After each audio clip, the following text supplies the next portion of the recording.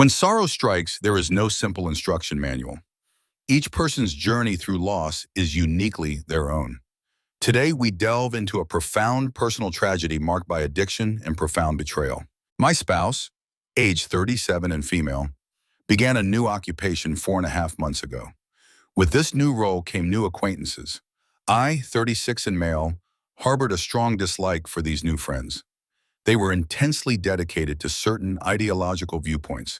They seemed to view themselves as perpetual victims and champions of social justice. These were individuals who would criticize you for holding a door open or for not holding it open. It felt impossible to satisfy them. Initially, I dismissed their influence with a laugh, but over the past 2 months, I began noticing unsettling transformations in my spouse. We had been married for 11 years and shared 2 children, a 10-year-old daughter and an 8-year-old son. The situation progressively worsened. She would level all sorts of baseless accusations at me, suggesting I was inherently bad because men had historically oppressed women. It made no sense. Actions I took for her, things she normally appreciated, suddenly became pretexts for conflict. It was utterly illogical. I attempted to remain patient. These disagreements typically concluded with me stating something like, "But I haven't done anything wrong to you. My only fault is my love for you." This usually prompted her to murmur in response, and then the following day, she would restart the same pattern with slightly altered arguments. Then, about 5 weeks ago, a powerful intuition struck me that something was deeply amiss. She returned home late one night without notifying me of her delay. I couldn't reach her on her mobile. She was quite intoxicated and displayed a remote and cold demeanor. The next day, she would simply dismiss my concerns, accusing me of being overbearing and reading too much into things. This pattern repeated several times. I tried to secretly access her phone but failed to discover anything definitive, though I suspected she had deleted many messages. I did uncover a conversation thread with one of her new companions. They were discussing how she would approach me to propose an open relationship. Immediately, I understood what my instincts were signaling. She was being unfaithful. In the conversation, my spouse indicated she would speak with me about it on what turned out to be the second Monday of December. Our children are currently with their grandparents celebrating the holidays, and we are both scheduled to join them today. So during breakfast, she attempted to initiate this conversation as if it were a spontaneous thought, asking my opinion on an open relationship. Fortunately, I was prepared. I was already recording. I had spent considerable time reading online forums and understood that this situation was beyond repair. My best possible outcome was to emerge from this with some dignity and self-respect intact. From this moment, my focus was solely on safeguarding myself and the children. I did not raise my voice or shout. Instead, I transitioned directly into a firm, questioning stance. She had been quite arrogant until this point, but that vanished instantly when she saw the expression on my face. "Who is he?" "What do you mean?" she replied, attempting to appear innocent, as if she didn't comprehend. "If you wish to have this discussion with me, do not treat me like an imbecile. At the very least, be truthful. If you cannot be honest, what is the purpose of this conversation? What are you talking about? If you deceive me now, we cannot have the discussion you desire about our relationship. I can perceive you are concealing something. It is evident. So who is the man you are involved with?" "I am not." "Oh my goodness, it's more than one. Just do not lie. You have completely shattered my trust in you. I can tell you are being dishonest. Either you are truthful and we navigate this together, or I will divorce you. Our marriage concludes right now. No arguments, no debate, nothing, just divorce. Do you understand? But say it. Do you understand? Do you understand that if you lie, I will divorce you? Say it. Do you understand that I already possess a great deal of information? I can discern your intentions. If I catch you lying, we are finished. Tell me you comprehend." I understand." She then confessed to 2 one-night encounters while out with her friends. I inquired about their identities, if they were married, if she used protection, and so forth. Both were married men with children. Then she disclosed her intention to become intimate with a colleague at work and that she planned to pursue this, believing it was beneficial for her and that I had no right to restrict her. What an outrageous claim. I also questioned her about the colleague and obtained his name and his wife's name. He was married, but according to her, in an open relationship. just as she wished ours to be. She continued by saying she would introduce me to some of her friends. One of them was apparently quite eager. What on earth was she thinking? I had seen this friend and would not consider her at all. I informed her I was not interested. I requested her phone and she provided me with the unlocking pattern. While she was in the restroom, I secured myself in my office. She began to panic, and as she was pounding on the door, I ran data recovery software on her phone for deleted content, unearthing a wealth of painful evidence within 30 minutes. I also installed a monitoring application from an internet service. When I emerged, I returned her phone and instructed her to depart. She argued profusely. I barely responded beyond single words. She displayed no remorse throughout this entire ordeal. She was shouting that I was overbearing, holding her back, just as men always held women back, that I had never truly loved her, that she had every right to act this way, that she expected me to simply accept it, that it was not a significant matter, and so on. I did not argue back. In fact, I said almost nothing. I simply packed her belongings while she circled, yelling at me. I eventually reached the front door where I stood silently until she exhausted herself. Ultimately, she reluctantly departed for her parents' residence. As she descended the stairs, I informed her she was now single, free to do as she pleased, and that I was no longer controlling her. My legal representative would be in contact in January. When she turned to respond, I simply closed and locked the door. Later, I observed her discussing the situation with her companions. They were affirming her strength, asserting her entitlements, and claiming she deserved better than me. They dismissed my actions as empty threats, confident I would not follow through. Want to wager? What truly alarmed me was how they advised her that if necessary, she could simply accuse me of domestic abuse. One of them recounted how she had ruined her former husband's life and taken everything from him through such accusations. I have since ordered surveillance cameras for my home. I now understand I must document everything. I simply could not believe what I was witnessing. I had never even remotely threatened her. Then she began messaging her illicit partner to arrange a meeting. They agreed to rendezvous at a hotel. I was absolutely astounded. I went online, attempting to locate the affair partner's wife. It did not take long. I managed to connect with her on a social media platform and disclosed everything, including their current activity at the hotel. She expressed gratitude and ended the call. A few hours later, I received a video from her. She had gone to the motel and confronted them. From the shouting, it was clear this was not the first time her husband had been unfaithful. "You expletive, you've done this to me again, to the children again. I told you we were finished if you ever did this again. You expletive." She entered the room and filmed my spouse getting dressed at the edge of the bed. I felt sick when I first saw that. The affair partner's wife struck her and cursed her fiercely. I sent a message to my spouse, informing her I had seen the hotel video and never wanted her near me again. It seemed as though she perceived our interactions as some kind of contest, where in her mind she was prevailing. She is utterly disconnected from reality. I cannot comprehend any of it. It's as if she doesn't grasp that we are proceeding with a divorce. I accessed my spouse's family messaging group and informed them of our divorce due to her infidelity. I thanked them for their prior welcome and inclusion in the family before disconnecting from the group. I have received several calls and messages from her side, but I have not read or responded to them. I simply lack the energy. I called my parents and shared everything. My father messaged my spouse stating she would not be welcome for Christmas. I am now with my parents and I have spoken with my employer, who has granted me leave until January to organize my affairs. I have been observing my spouse's increasingly frantic conversations with her new acquaintances.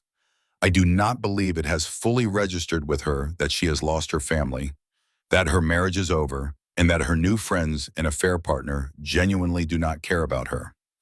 She has sent me numerous messages and appeared at my parents' home, demanding to be allowed to celebrate Christmas with us. My father threatened to contact the authorities if she did not leave. Now I am searching for divorce lawyers, pouring out my grief. I think I have been in shock, but the sorrow has deeply affected me since arriving at my parents' house. I simply cannot make sense of it.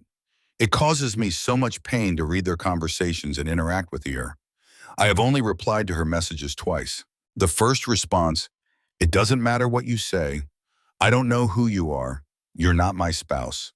My spouse would never destroy my heart and spirit while smiling.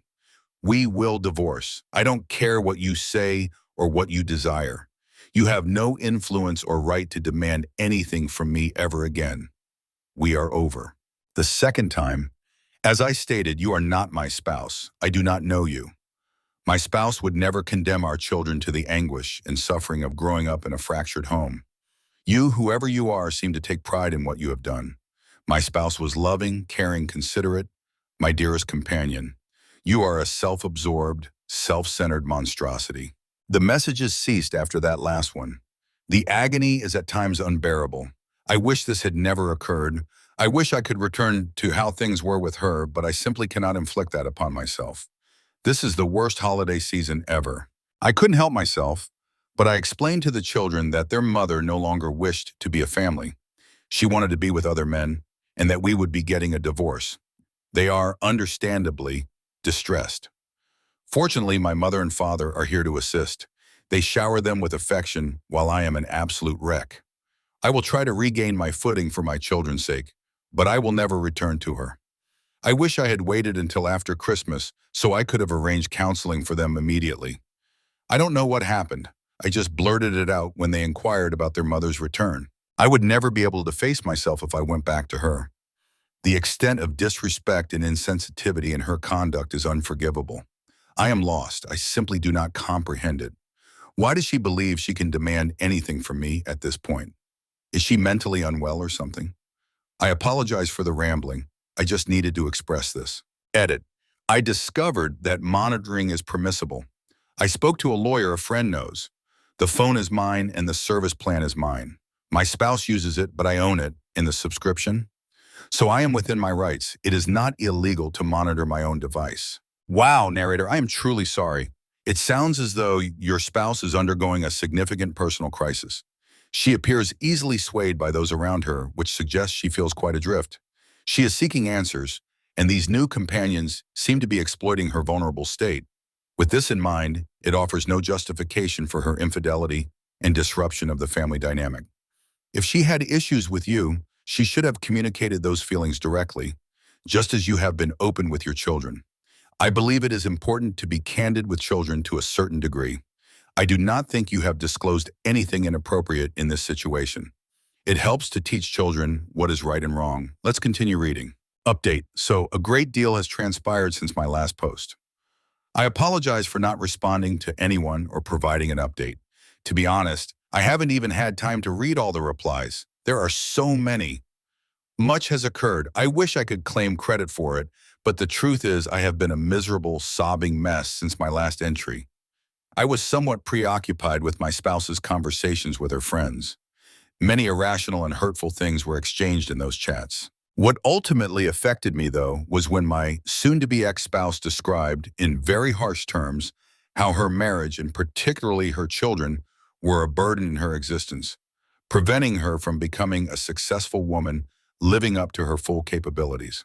She portrayed me, her husband, as an oppressive hindrance that kept her from enjoying a good life. Her family, she claimed, was the reason she lacked a thriving career, ample casual intimacy, and so forth. I simply broke down. I couldn't handle it. I spent the next 30-ish hours repeatedly reading every line of emails and chats. Upon reflection, she provided no specifics on how we actually constituted burdens or oppressors. It was merely sweeping statements, no examples or supporting arguments. In fact, I have never prevented her from pursuing anything. I cover almost all expenses. The minimal wage she earns from her part-time work would barely sustain anyone. Indeed, I have supported her hobbies, dreams, and ambitions, even when she enrolled in one ridiculous class after another, only to abandon them midway. I made sure to demonstrate my affection daily and appreciate everything she did for her family. I would woo her, take her out, and be there for her whenever she required me. I mean, if this constitutes oppression, I'd welcome some oppression, please. Anyway, I digress. At some point while reading, I simply lost consciousness. When I awoke, my three closest friends were in the kitchen with my father preparing dinner. I have known these men since childhood. Let's call them Mike, Bob, and Frank. My father had invited them and brought them up to speed. I soon broke down again and remained completely out of sorts until Friday evening. Mike is a former military member. He lost his left arm below the elbow. We were all present for him during his recovery when his spouse abandoned him. Fortunately, they had no children. Mike has adopted 2 kids and found a wonderful partner a few years ago, so he has done well. He arranged an online video call with the counselor who assisted him during his recovery. This counselor greatly helped me understand my emotional state. Although he specialized in amputees, he shared that most spouses sadly leave when their husbands are injured, and his stories and examples proved very beneficial to me. He asked me to view my inner self, my spiritual identity, as having a significant portion tied to my marriage and my role as a husband. That part is now gone, and just as an amputee experiences phantom pain from a missing limb, I would feel a similar ache from the lost aspect of my identity. We conversed for hours, and I have been steadily improving since then. Bob is an executive in an IT security company. He rarely discusses his work. I don't actually know what he does, but he is very prosperous. Bob contacted a law firm that is on retainer for his company, and on Sunday morning, I was speaking with a lawyer I could never in my wildest dreams afford to even consult. Bob has always been a great intellect and was often bullied. He told me not to worry about the cost, as he would cover it.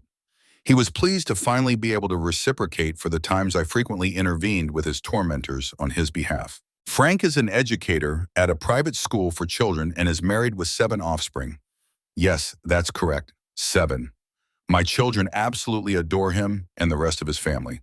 Frank has been ensuring my children are well and cared for while I recover and get my affairs in order. Yesterday was an extremely busy day. It commenced with an STD screening early in the morning. The results indicated I had contracted chlamydia. Another screening is due in 6 months. My self-pity transformed into sheer fury when I learned this. That's it for me. No more niceties. Full custody. I will give her nothing if I can avoid it. The lawyer managed to locate the former husband of my spouse's feminist friend who boasted about how she ruined his life. It was apparently quite simple through court documents. I wouldn't have even considered that. I spoke with him via a messaging app. He expressed much gratitude, but he also recounted everything this individual had done to him. Now I understand what to expect from my soon-to-be ex-spouse. It was sickening. I was ready for a conflict. After our conversation, I am preparing for battle. It was heartbreaking to hear how he had been homeless and had barely seen his children in 4 years, all based on his ex-wife's falsehoods. I accept that I am at a disadvantage as a man within the legal system. I will ensure I have abundant evidence. My lawyer suggested a proactive measure, a restraining order, given her negative and aggressive remarks about males in general, especially for our son's welfare. Growing up in a household with an openly anti-male parental figure is clearly very harmful. So I am pursuing full custody. I instructed the lawyer to proceed. She anticipates the restraining order will be served today. I had a video call with my soon-to-be ex-spouse. Keep in mind she had not contacted me at all since she appeared at the door to argue with my father. She hasn't reached out to the children or anyone else either, so it's not as if she cares about any of us. The call was absolutely bizarre. She was fully made up, with a prominent neckline. It was evident she was attempting to look her absolute best. I hadn't seen her so meticulously dressed in years. Throughout the entire conversation, she tried to provoke me into an argument, to make me angry. I managed to remain composed. My lawyer had advised me on what to request. Apparently, it is seen favorably if attempts are made for an amicable divorce prior to filing for a contested divorce. I was recording it. I even told her I was. My soon-to-be ex-spouse did not disappoint. She began with an absurd statement about how there are 2 kinds of male anatomy. One that remains roughly the same size whether erect or not, and the other type that changes size based on its state. What an opening! Who starts a call with their husband like that? Then she mused about how she was anticipating the end of current restrictions so she could go out and explore this further in person. I simply replied that I was not interested in her personal pursuits, only in discussing our divorce. She became openly hostile when I didn't take the bait and get angry as she intended. At one point, she informed me she was going to the bathroom and muted herself. Then I observed her consulting with her friends about what she could do to me. She cursed me out simply for being a man several times throughout the call. I still had this peculiar sensation that she viewed this as some kind of game. that she was in control, and that I had no alternative but to endure it, remain silent, and yield to her every demand. We made zero progress on our actual divorce, so I concluded that, fine, a contested divorce it would be. By the way, you gave me chlamydia, and unlike you, I haven't been intimate with anyone else. So you had better get yourself to the clinic. She merely frowned at me, as if to say, yeah, right, I don't believe you. I seriously have no idea what is happening with her, and at this point, I no longer care. I sent the recording to the lawyer, and she was, to say the least, astonished. Everyone thinks my spouse is deranged at this point. Perhaps she is. Since I own her phone and the service plan, I can actually use the chat logs in court as well. It turns out it's fully legal to monitor my own device as much as I desire. After our call, there was frantic discussion among her companions, but I could finally set it aside. I no longer care what they talk about. My lawyer is confident we will prevail unless there is something I haven't disclosed to him. So there we are. It still hurts, but I can now treat it as phantom pain. At this point, I have stopped feeling sorry for myself and am going for the decisive move. No compromises. I need to shield myself and my children. I am well. My children will be fine. I will ensure they receive therapy as much as they need. My soon-to-be ex-spouse will soon be a distant memory, and I will begin constructing a new, better life. Edit. I discovered today that she knew about the chlamydia and received treatment, but did not inform me. That woman, she was joking and laughing with her friends about it. It's so easy to fall into that obsessive state when you're checking in on your spouse and gathering evidence. We tend to hold on to those things because we're trying to comprehend why the infidelity occurred and where everything went awry. It's also so difficult to hear what someone is saying about you behind your back. She is a wounded and resentful individual seeking to harm those around her. All I know is that she should have communicated to you what she was feeling when things initially began and not waited for something utterly catastrophic to alter your life. It's often challenging to reach out and seek assistance, though. Let's continue. Update 2. Firstly, thank you everyone for all the input, apart from the hacking advertisements disguised as comments or private messages. I have blocked those. I receive a lot of feedback suggesting I am strong or victorious in some way or somehow coming out on top. Rereading my posts, I can see that my anger toward the situation comes through, and I might appear defiant and self-assured. The truth is, I am not. I wish this had never happened. I wish my family was still whole, and that I had a long, leisurely, comfortable life ahead of me with my spouse as the children grew and started their own lives. No one is a winner here. My spouse has completely lost control, and the entire situation is in ruins. I don't know what is wrong with her. She refuses to see a medical professional for possible mental health issues, and she acts as if nothing is amiss. Still, she shows no remorse or regret. She acts as though I am unreasonable for not simply accepting whatever she desires, and she has barely even spoken to the children since the day of revelation. I am divorcing her, taking action, and moving forward with separating our lives because I must. Her actions have left me no alternative, and by now, there is no turning back. I wish so much this wasn't necessary. I can never trust her again, and I weep myself to sleep every night from my own profound loss and the fact that my children will now grow up in a fractured home. It also breaks my heart that my children, in reality, no longer have a functioning relationship with their mother. Question: how do you respond to this question from your child? Why doesn't mommy want to see me anymore? Doesn't she love me? How in the world do you answer that? If anyone knows, please inform me, because I certainly do not. Every day I awaken and tell myself that my heart is already shattered into so many broken pieces that it cannot possibly break any further, only to be proven wrong all day, every day. My spouse still doesn't know that I can monitor her communications, or she simply doesn't care. She is 100% convinced that I will never leave her and that my reaction to her behavior is completely unwarranted. She continues to speak negatively to her friends about me, our marriage, and our children. I don't understand why she harbors such animosity toward us. We haven't done any of the things she accuses us of doing to her friends. As I mentioned before, my lawyer secured a temporary restraining order against her. There was a hearing yesterday morning, and since there were no new direct threats, it was not extended. My lawyer suggested using the fact that she knowingly infected me as leverage to try to get her to agree to an undisputed divorce. I wish we could separate through a reasonable process. I dislike the fact that I must view her as an adversary and always anticipate the worst possible outcome. If she wanted to leave me, I would be able to accept that. But why force me into this extremely contentious process? Why does she go to such lengths to hurt people who once loved her as much as possible during this process? What possible benefits can she gain from this? I would appreciate any insights on this. It simply makes no sense to me. If I proceed to court, I will probably have to pay her a lump sum for the equity in our home, etc.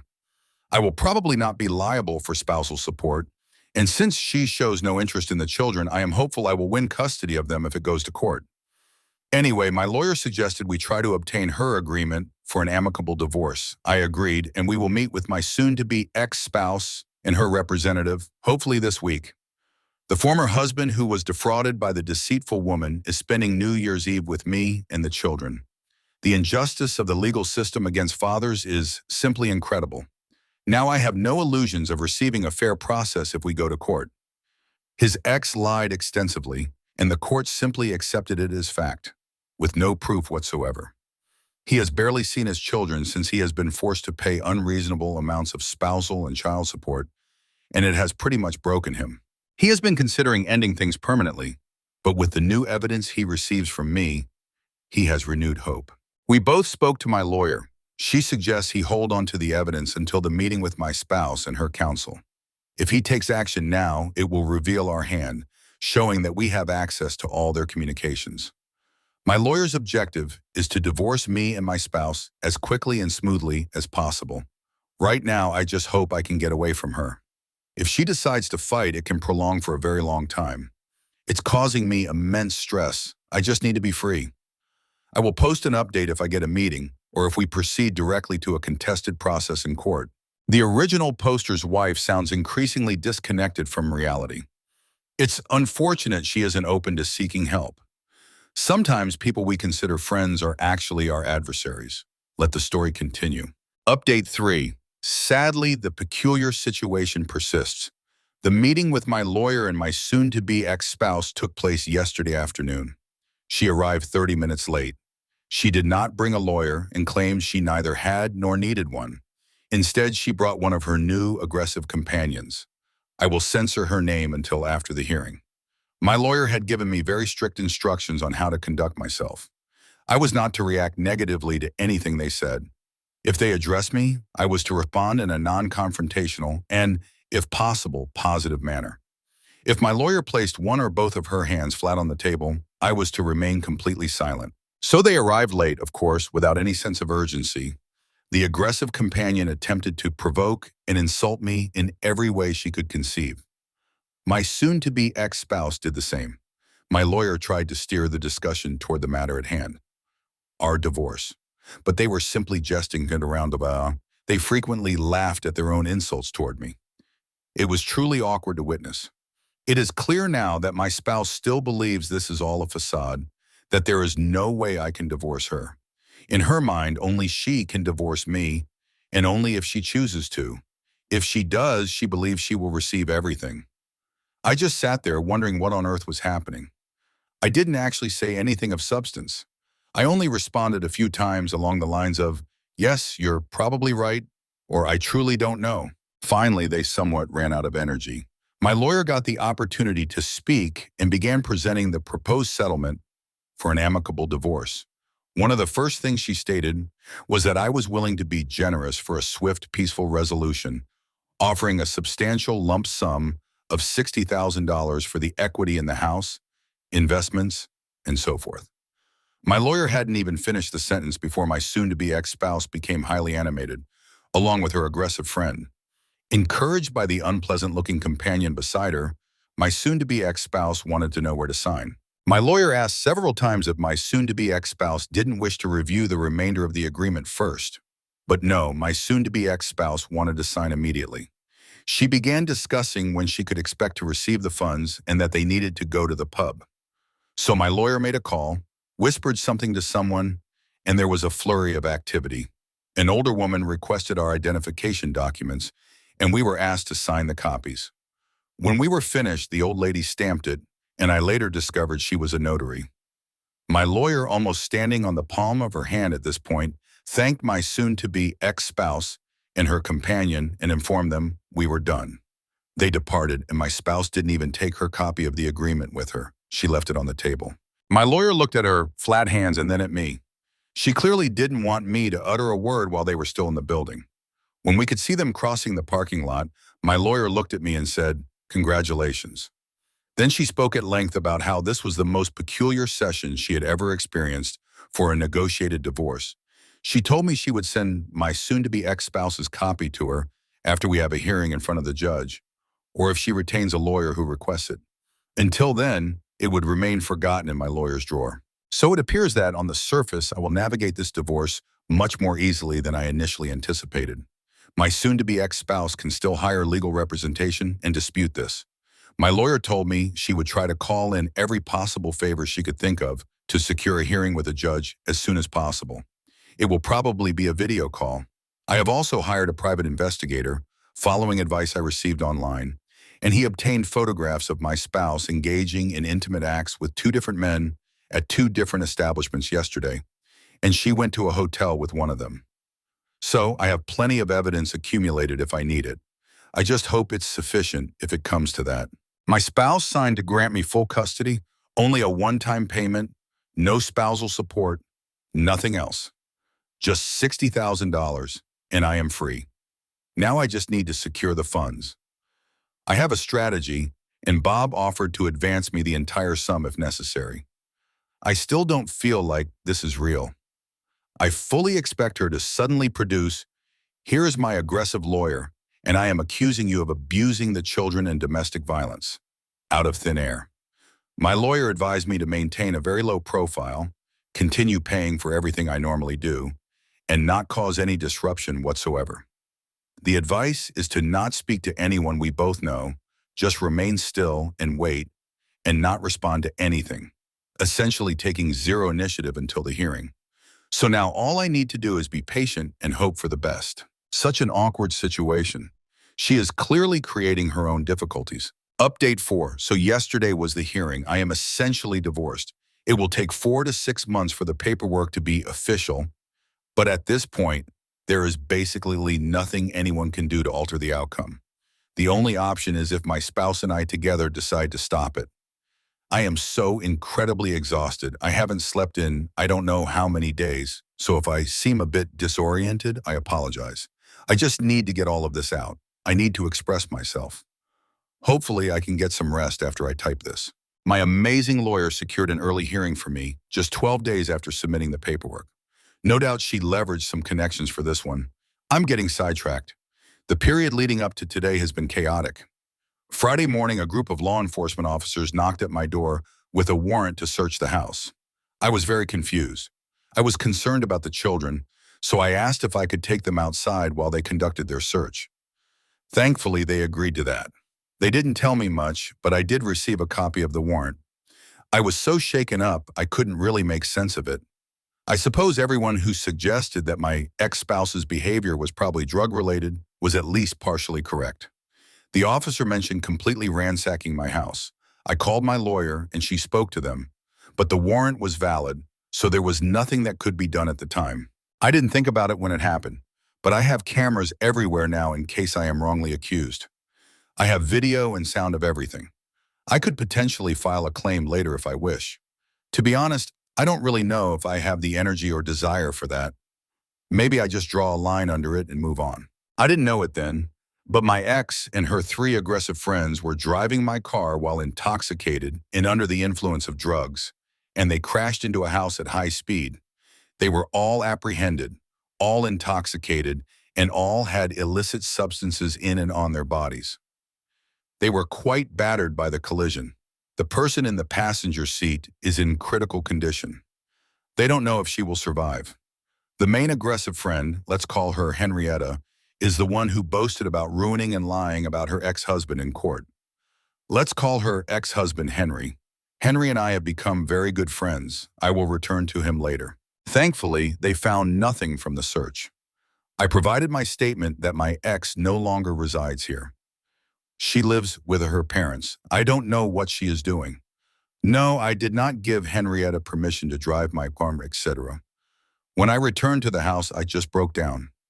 Everything was completely destroyed. It was just the final straw, I suppose.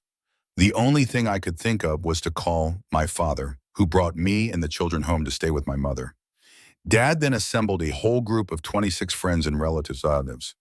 While I was sobbing on the back porch, eating my mother's amazing comfort food and feeling sorry for myself, they completely cleaned and repaired my entire house.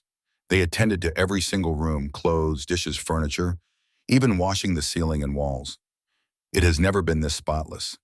They even fixed all the minor issues like loose door handles, etc. I simply could not believe they would do such a thing for me. I have no idea how I can ever repay them. I went from feeling despairing to quite good over the weekend, thanks to them. Authorities found more illicit substances at Henrietta's house, and her boyfriend wasn't there. No childcare provider either, just the children alone. The children were taken by Child Protective Services, and Henry won temporary emergency custody Saturday after presenting the judge with the chat logs, combined with the abandonment and piles of drugs. He obtained custody without much difficulty. Henry is overjoyed. He has barely seen his children in the last 5 years. He had been accumulating funds to contend with Henrietta in court when this occurred. He still needs to go to court to make it permanent, but the probabilities are very favorable at this point. Everyone believes Henrietta will have to serve time if her friend doesn't make it, probably a significant sentence. After that, he will pursue child support and compensation for all the trouble Henrietta caused. He isn't anticipating much on this, though, and to be honest, I think he doesn't want to waste his time fighting in court. He wants to be with his children and ensure they have a good life. It's quite clear Henrietta has been very neglectful toward them. Bob has been exceptional and set Henry up in a rental apartment through a friend. I have come to realize that I know practically nothing about Bob's personal or professional life. I intend to rectify that. Anyway, I'm off track again. Henrietta was behind the wheel when she drove off the road and into a house. They were all quite injured, and due to the circumstances, the alcohol and the drugs, search warrants were issued for everyone's residence. My ex is still officially registered as residing at my house. I decided on Sunday that I am selling this house and relocating as soon as possible. I fear this will probably recur. On Sunday, I received a call from her parents. Their house was searched as well. They had visited their daughter in jail on Saturday, and they no longer trust anything she tells them. In short, they came over to talk on Sunday, and it turns out she had been lying to them about everything. The night she had been out partying and being unfaithful, she told them she was staying with me, and we were attempting to reconcile. They had no idea what was actually happening or what she had done to me and the children. They knew she had cheated, but they believed it was a one-time drunken error. That's basically what she had told them. On Monday, my spouse called me to try to get me to post bail. It's $15,000, and her parents have already refused her. After speaking to my lawyer, she prepared some documents stating that the bail would be deducted from the settlement until she appears in court and the bail is released. The agreement included her mother as a custodian of the remaining amount. My lawyer did not want my spouse to have any excuse for not attending the hearing. That's why she wanted me to get her out. My ex didn't really have a choice, and she signed. She was released Monday afternoon. From what her parents tell me, she refused to comply with the conditions they had for her to continue living there. Conditions like stopping drug use, committing to rehabilitation, an open communication policy, dropping the bad friends, etc. She apparently left their house on Tuesday to stay with some of her new friends. She didn't appear for the hearing, and after presenting the judge with everything, including the events over the weekend, I won full custody. The settlement is according to the agreement we made. It was quick, only 30 minutes. It will take 4 to 6 months for the paperwork to be finalized, but in reality, it's done. There isn't really anything that can be done to stop this now. That brings us to today. I wasn't able to sleep. Everybody was congratulating me and treating me as if I had achieved some major victory, but it certainly doesn't feel like I won anything. This is just pain. I still love my spouse. I know it's over and there's absolutely no way back. Still, she was my dearest companion, my soulmate, until recently, and even though I feel my affection for her has been mortally wounded, It's still there, and it hurts immensely. There are no victors in this. I lose. My spouse loses. My children lose. I don't really have the words. It feels like I am being asked to celebrate that I have lost both my legs. But because I took action, one of my legs could be amputated below the knee while the other was still cut above. When people congratulate me, it feels almost like that, like they are commending me for saving half a kneecap while losing both my legs. So I can't really sleep, and when I do, I am tormented by terrible nightmares. They wake me up drenched in cold perspiration. I am complaining a bit here. I apologize. Anyway, today I received a call from the hospital that my ex is hospitalized. I am still her emergency contact, and she is still on my health insurance. There has been an altercation. She has lost some teeth, has a broken jaw, and will need to remain for observation for a few days. I brought her parents, and when I arrived, it turns out some of her new friends have beaten her up quite severely. Word spread that Henry had chat logs of Henrietta boasting about what she did to Henry from my spouse's phone. They assumed that my spouse had given the logs to Henry. This resulted in them beating her up and expelling her. Amazingly, she still didn't comprehend that I have access to monitor her phone. I will continue as I do now, paying for insurance, her phone, etc., all the way until I receive the papers in my hand. I just won't believe it until I hold it in front of me. She has nothing now. She inquired if she could move back home. I simply told her, no way. Her mother isn't giving her a single penny unless she becomes sober and remains sober for at least 1 year. They offered her to live with them on the previously stated strict terms. If she doesn't accept, I don't see how she will manage. It's the first time I have seen any form of regret from her since this began, but I think it's regret that she can no longer continue with her erratic behavior. She did say, I'm sorry I ruined everything, but I don't think it's genuine. She barely looked me in the eyes while I was there. It hurt seeing her like this. I felt like I wanted to protect her, but she's an adult. Her behavior is dangerous and unpredictable, and I need to protect my children. Apart from that, she didn't inquire about the hearing. She didn't ask about the condition of her critically injured friend. She basically just sat there, seemingly irritated. I still don't understand this. She has lost everything. She has destroyed her family and caused a great deal of pain for many people. And for what? A fleeting high and some random intimacy? I'm going completely no contact until she has been sober for a long time. I just can't deal with all the instability. I am so sorry, narrator. You may never fully understand her behavior or what is going on in her mind, and that is acceptable. Sometimes we don't receive definitive closure. Your ex is deeply troubled, and the only person who can help her is herself. Update 5. So many people messaged me for an update. I was going to post one yesterday, but I just didn't have the energy. I'm somewhat depressed and very, very tired. I hardly ever sleep, and when I do, I am tormented by nightmares. The good news is the children are doing better. My father is outstanding. I don't know what I would do without him. We went to his cabin to ski a bit this weekend, just him, the children, and me. It was wonderful. I have virtually no contact with my ex. I did speak to one of her aggressive friends, the one who was in critical condition. She awoke but is in terrible shape. I spoke to her nurse, and she was sad that no one had bothered to visit her while she was there. They had contacted her family, and they had simply refused to see her. I'm concerned that the individuals who assaulted my ex might come after me and the children, so I inquired via the nurse if I could speak to her, and she agreed. I know I shouldn't have, but I felt I needed to ask her about what happened since my spouse started associating with them. She began by asking if I wanted a certain intimate act for $20. So that wasn't awkward at all. I offered her $50 in exchange for the information I needed. The aggressive friends are all serious drug users, addicts. Henrietta coerced my spouse into their group against the wishes of the other two and convinced her to experiment with drugs and party with them. They exchanged sexual favors for money to purchase drugs. Henrietta is the ringleader in this. They all espouse this strong, independent woman ideology, but as she explained it, it's all nonsense to protect our own imagined self-importance.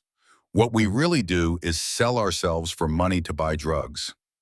My spouse initially bought into the rhetoric, and it didn't take long until she was dependent, just like the rest of them. Once she was hooked, she too eventually began selling intimacy to fund her drug habit.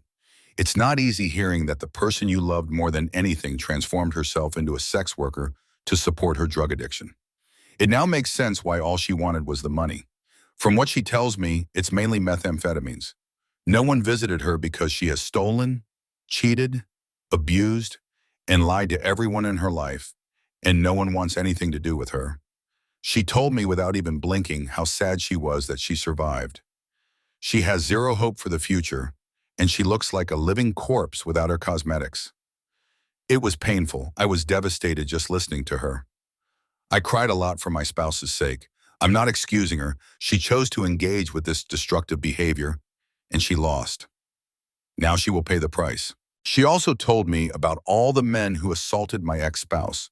I will return to this later. Henrietta has been charged with threats of violence, resisting apprehension, possession of controlled substances, soliciting, drug distribution, child abuse and neglect, driving under the influence, property damage, and vehicle theft. She has been denied bail as a flight risk. She will probably be incarcerated for a while. At least I hope she will. Before I continue, I would like to thank those of you who reached out with experience dealing with individuals struggling with addiction. Many warned me that my ex might attempt to end her life now that circumstances were closing in. You were correct. She tried to deliberately overdose. I had spoken to her father about it beforehand, that there was a high probability she might attempt something. We decided to try to monitor her closely. Luckily, she still doesn't know that I have real-time information from her mobile device. While we were at the cabin on Saturday, I received a message from her. It read like a suicide note. She told me about the addiction, the soliciting, how she had let everyone down, and that she would do the only thing she could do, etc. I immediately called her father, and because I have the mobile monitor, I also had her location. Her father rushed out and found her unconscious on a park bench. She was immediately transported to the hospital and had her stomach pumped. She was also very hypothermic. I dread to think what would have happened if he had arrived just a little later. They have her on methadone for now. Her father has successfully become her appointed legal guardian. She can no longer object to treatment. Her father had her forcibly committed to a rehabilitation center, and she will undergo a medically supervised detoxification. I don't know when, but probably this week. Her father was appointed not because she overdosed, but because she abandoned her children. Apparently, abandoning your children proves that you are not rational, while attempting to end your life is considered acceptable. Anyway, thankfully, I haven't had a chance to cancel her life insurance yet, so she will receive treatment. I have offered my former father-in-law to assist with the finances, as long as my ex isn't told that it's from me. I have been very afraid that the men who assaulted my spouse were going to come after me and the children. Remember, Henry presented chat logs in court that they believe my spouse gave to Henry. I talked to Henry about it, and he decided that he would resolve this since he benefited from the disclosure. I don't know if I mentioned this, but Henry is a formidable, muscular man. He grew up on a farm carrying heavy objects since he was a child, so he appears capable of tearing the average man in half. He has to duck while walking through doorways. He has a very short haircut and some facial scars. Let's just say he is very intimidating if you don't know him. In reality, he is endlessly patient, gentle, and kind. I don't doubt he will use force if he deems it necessary, but for him, it's a last resort. Anyway, he went to the men's apartment, a truly squalid place, by the way. He grabbed the two men by the neck and informed them that Henrietta had provided him with the chat logs, and since they had harmed someone he knew, they had a choice to make. Go with him to the police and confess everything related to the assault, or face him right there. And they should anticipate some very painful, permanent injuries if they chose the second option. As he recounted it to me, he let them know that he was very hopeful that they would choose the second option. They apparently couldn't get to the police station fast enough. Needless to say, I no longer worry about them. I found a new apartment. I will be relocating soon. Bob once again came through. All in all, I'm very depressed. This weighs heavily on my spirit. What keeps me going are my friends and family, and I know I need to remain strong for the children. My heart aches for my ex-spouse despite everything. I don't regret marrying her. I still love her, but I know we can never be together again. She isn't the person she used to be, and there is just too much pain between us. Despite all the recent suffering, we had a very good life before that. I wouldn't have my children if it wasn't for her, and I wouldn't give them up for anything. I know it's going to hurt for a long time. I hope I am strong enough to get through it. Strangely enough, news of my spouse's addiction has helped my children cope with it. It's much easier to explain that mommy is sick and it's going to take a long time for her to get well. She still loves them, etc., etc. Right now, I am sad and tired. Henry is here with the children. We are going to watch Madagascar 3, I think. I'm trying to create as many good new memories as possible. Henry is doing the same, and his presence makes my children seem much better now. I think we will be okay. Thank you everyone for all your help. This will be my final post here, I believe. Last update, my ex passed away from an overdose while in rehabilitation. We don't know how she even obtained the drugs. She must have taken them while inside somehow, but no one actually knows how. One medical professional speculates that she had swallowed a package or something and that it ruptured. I won't be posting any more or responding to comments. Thank you everyone who provided helpful suggestions and comments. I am so sorry for your family's loss. For many people, grief is the process of mourning the loss of a loved one, moving through the painful yearning to have them back by your side. But what if that emptiness has been present for a while? How do you grieve for a complicated relationship?